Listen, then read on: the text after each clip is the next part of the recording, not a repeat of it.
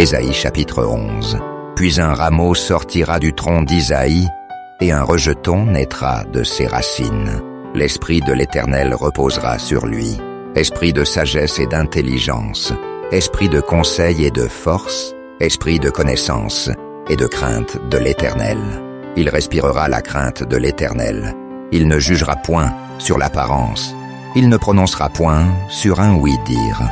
Mais il jugera les pauvres avec équité, et il prononcera avec droiture sur les malheureux de la terre.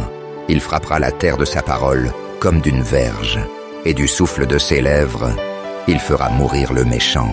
La justice sera la ceinture de ses flancs, et la fidélité la ceinture de ses reins. Le loup habitera avec l'agneau, et la panthère se couchera avec le chevreau. Le veau, le lionceau et le bétail qu'on engraisse seront ensemble, et un petit enfant les conduira.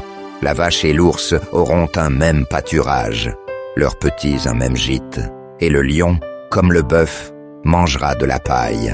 Le nourrisson s'ébattra sur l'antre de la vipère, et l'enfant sevré mettra sa main dans la caverne du basilic. Il ne se fera ni tort ni dommage sur toute ma montagne sainte, car la terre sera remplie de la connaissance de l'Éternel, comme le fond de la mer par les eaux qui le couvrent.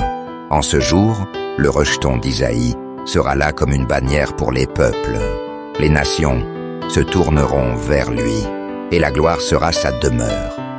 Dans ce même temps, le Seigneur étendra une seconde fois sa main pour racheter le reste de son peuple, dispersé en Assyrie et en Égypte, à Patros et en Éthiopie, à Élam, à Shinéar et à Hamath, et dans les îles de la mer. Il élèvera une bannière pour les nations. Il rassemblera les exilés d'Israël, et il recueillera les dispersés de Juda, des quatre extrémités de la terre. La jalousie d'Éphraïm disparaîtra, et ses ennemis en Juda seront anéantis. Éphraïm ne sera plus jaloux de Juda, et Juda ne sera plus hostile à Éphraïm. Ils voleront sur l'épaule des Philistins à l'Occident. Ils pilleront ensemble les fils de l'Orient. Édom et Moab seront la proie de leurs mains, et les fils d'Ammon leur seront assujettis.